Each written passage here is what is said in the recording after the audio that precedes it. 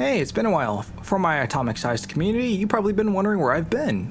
I've actually been doing research for the Mac gun video that I mentioned in my last video I posted. Realistically speaking, it shouldn't really be taking that long, right? Like maybe 1 week, 2 weeks tops. Unless you spent the last month doing a crash course into high energy density physics, relativistic electrodynamics, theoretical particle physics, and aerospace astronautical engineering. Wow, that only took 2 tries.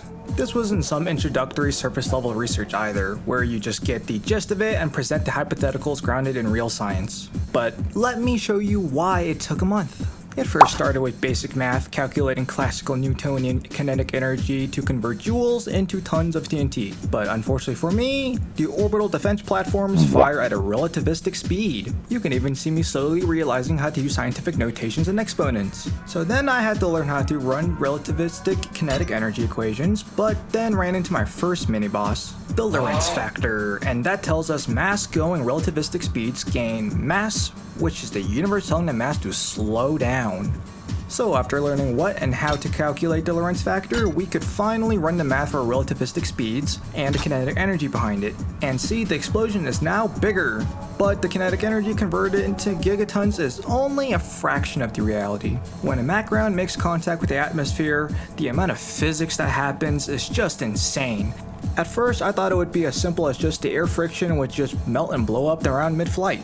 Nope, that was far from the case, because when you go this fast, the round melts into a plasma.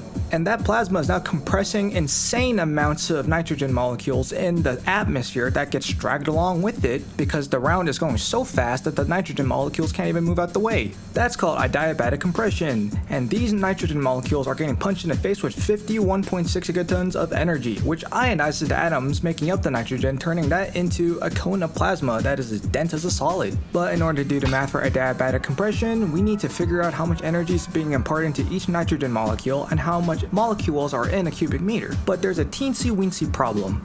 Literally, atomic mass is so small we need to convert it to kilograms by learning how to use and calculate Avogadro's number. Then we plug that number into the mass section of kinetic energy to see how much kinetic energy one nitrogen molecule carries. It tells us how hot the atom is, the overall temperature of the whole slug, and how much energy is being generated by hitting those nitrogen molecules per cubic meter. But if you couldn't tell, this rabbit hole only gets deeper and deeper and deeper. So much so that this isn't just going to be a video on Mac cannons anymore, this is going to be a whole series on Halo warships, but from an overly analytical perspective. But if you couldn't tell, I seem to have evolved past just being a gun tuber, so if you'd like a new direction for my channel, feel free to like and subscribe. But if you did like gun stuff, that's not really going to stop happening. It's just going to be overly sciencey now.